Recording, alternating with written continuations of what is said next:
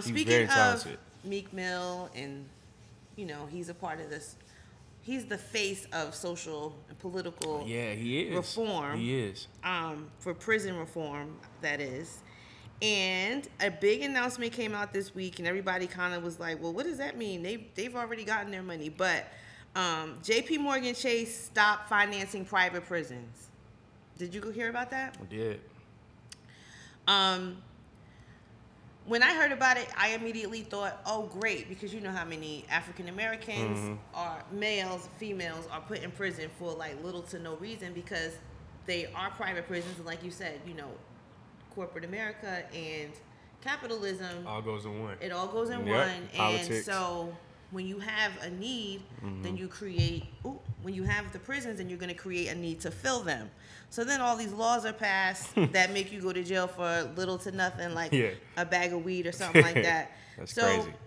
J.P. Morgan, and this is the reason why it's so important, because a lot of these private prisons, most of them are working on borrowed money from these banks.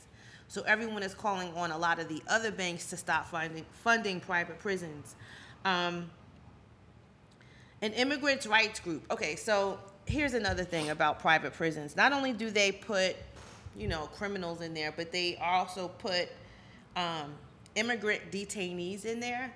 So that kind of goes back to, to kind of figure out, like, what is the agenda behind all this? Because we've been hearing a lot about ICE lately, right? And how they're detaining immigrants. Yeah. But we've also been hearing about a lot of law reforms, which are stopping a lot of the people that they would usually arrest from going to jail, right? So it's either going to be, these laws are put in place that make African-American males go to prison. The laws are reformed, less prisoners, less men go to prison. So how are we going to fill them? Okay, well, now we're going to have to pass laws that put these immigrants into prison. So it's either going to be both Somebody's or going one. to take the Somebody L needs, we have these prisons now. We got to keep them full because now we have these contracts with food and all this stuff. So it's a big old thing. So this was great news for us, right? So the Center for Popular Democracy and Make the Road New York, they did a research, and at the end of 2017, 9 out of every $10 Core Civic had on hand were borrowed. Core Civic is a private prison group. And for CEO Group, another private prison group, 19 out of every $20 were borrowed.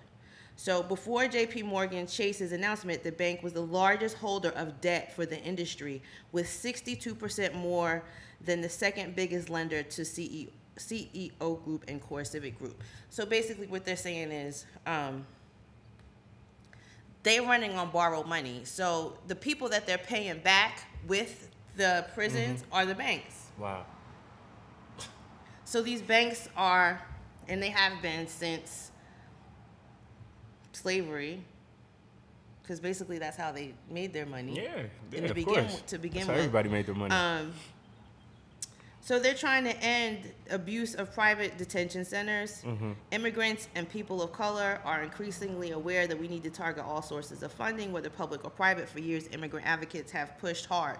So basically, the immigrant advocates pushed for this specifically to happen. And they started these groups that were targeting the banks and that were boycotting and marching and just bringing attention to this. And they got one bank, J.P. Morgan Chase, to announce that they would no longer finance private prisons. So good for them. 70% of immigrants detained in this country are held in private prisons. And if you remember, we talked about on a previous episode, check this out on YouTube when we were talking about, what's his name? 21 Savage. Oh, yeah. And when he got arrested, they put him in that private prison down in like South Georgia. Yeah. And the conditions of that prison are horrible, And a lot of the LGBT immigrants and the gay immigrants, they get treated even worse, and they've been being abused. And it's just like all over. Go read it and research it. But, to have the bank stop funding this mess, it's just a good look for them. You know what I mean? And then so now they're pushing for other banks to announce that they're going to stop funding the private prisons. It's really scary seeing that these banks had a hand in that thing, which is wild to me, because this proves again that it's bigger than just a few white people. Like we have corporations behind this stuff, banks, like big banks. JP Morgan, that's huge. So knowing that they were investing in private prisons, that's a very scary thing. That's wild. That is crazy. So they think that they want to tear themselves away from financial risk and reputation risk that is tied to these private prisons. Wells Fargo said it will no longer actively market the sector. So they haven't stopped, but they're not going to go asking them if they need to borrow some money. You know what I mean? All these banks were that involved. Yeah. That's crazy. Yeah. So do you think, and I know you already know that we love to boycott things, but should this be up for discussion possibly? Like, or should this encourage people to at the end of the day, what do we, well, yeah, that's what I'm saying. At the end of the day, the only thing that we can do is say bank black. But, you know, do we need to hear this to know that we need to bank black, or do we just know we need to bank black? I mean, how many other... I ain't gonna lie, Kim, this really changed my whole perspective. Really, just knowing that these banks invest in your demise. That's scary. And yet, we bank with these institutions, these companies. So I think that we should take a step back and say, hey, we probably should bank black. And I think that we should invest more in black banks, because then they could start developing apps like how Wells Fargo has an app, things like that. That's the thing about the bigger banks. They're more convenient. I remember Jay Black was talking about, when he went to go open his account or whatever.